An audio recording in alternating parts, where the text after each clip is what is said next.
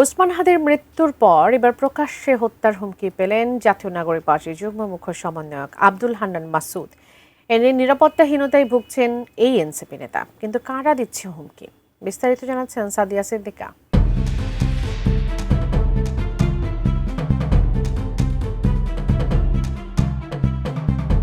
ইনকিলাব মঞ্চের মুখপাত্র ওসমান বিন হাদিকে গুলি করে হত্যায় সারা দেশ যখন উত্তপ্ত, ঠিক তখনই এবার প্রকাশ্যে হত্যার হুমকি পেয়েছেন জাতীয় নাগরিক পার্টি এনসিপির সিনিয়র যুগ্ম মুখ্য সমন্বয়ক আব্দুল হান্নান মাসুদ। তার বিরুদ্ধে প্রকাশ্য হত্যার হুমকি রাজনীতিতে নতুন করে উদ্বেগ আর উত্তেজনা ছড়িয়েছে। সামাজিক যোগাযোগ মাধ্যমে ছড়িয়ে পড়া কয়েকটি স্ক্রিনশটকে ঘিরে ইতোমধ্যে স্থানীয় রাজনীতিতে তীব্র প্রতিক্রিয়া তৈরি হয়েছে। বৃহস্পতিবার রাতে এইসব হুমকির স্ক্রিনশট সামাজিক যোগাযোগ মাধ্যমে ভাইরাল হলে নতুন করে উদ্বেগ উৎকণ্ঠা ছড়িয়ে পড়ে। ভাইরাল হওয়া স্ক্রিনশটগুলোতে দেখা যায় হাতিয়ার চরেশ্বর ইউনিয়নের সাবেক চেয়ারম্যান আব্দুল হালিম আজাদের ছেলে ইসরাত রায়হান অমি এবং তার অনুসারী রূপক নন্দীর ফেসবুক ও মেসেঞ্জারের কিছু কথোপকথন। একটি স্ক্রিনশট ইসরাত রায়হান অমিকে লিখতে দেখা যায়, আব্দুল হালিম আজাদকে নাকি গ্রেফতার করার চেষ্টা করছে কতিপয় নেতা। তিনি হুমকি স্বরূপ লিখেন, হান্নান বল আর তানভীর বল যে নেতাই হোক, খোদার কসম করে বললাম উত্তর অঞ্চলে চলাচল হারাম হয়ে যাবে। আমাদের নেতাকর্মীরা ডাইরেক্ট গিলে খেয়ে ফেলবে।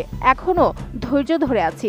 একই বার্তায় তিনি দাবি করেন ওই বার্তাটি হান্নান মাসুদের কাছে কপি করে পাঠানো হয়েছে। স্বাস্থ্যকর অল টাইম ফ্যামিলি কেক, সব সময় অল টাইম হেলদি লাইফ।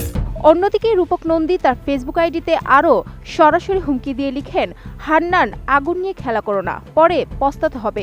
যারা আব্দুল হালিম আজাদ চেয়ারম্যানকে ভালো চেনেন তারা কখনো তোমাকে আস্ত রাখবে না। এখনো শান্ত আছি। আমার নেতাকে যদি গ্রেফতার করা হয় তাহলে উত্তরাঞ্চলে তোকে নিষিদ্ধ ঘোষণা করব। এ ঘটনায় হাতিয়া উপজেলা যুবশক্তির আহ্বায়ক মোহাম্মদ ইউসুফ রেজা সংবাদ মাধ্যমকে জানান, সম্প্রতি চরেশ্বর ইউনিয়নের সাবেক চেয়ারম্যান একটি চা দোকানে বক্তব্য দেন। সেখানে তিনি ইঙ্গিতপূর্ণ ভাষায় বলেন, ভোটের আগে অনেক জনপ্রিয় প্রার্থীকে খুঁজে পাওয়া যাবে না। ওই বক্তব্যের পর থেকেই সামাজিক যোগাযোগ মাধ্যমে হান্নান মাসুদকে লক্ষ্য করে হুমকি ও ভয়ভীতি প্রদর্শন শুরু হয়।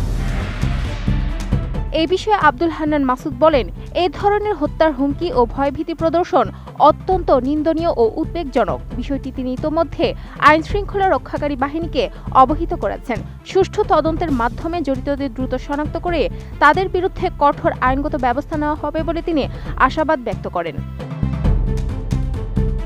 Sadia Siddika, ATN news.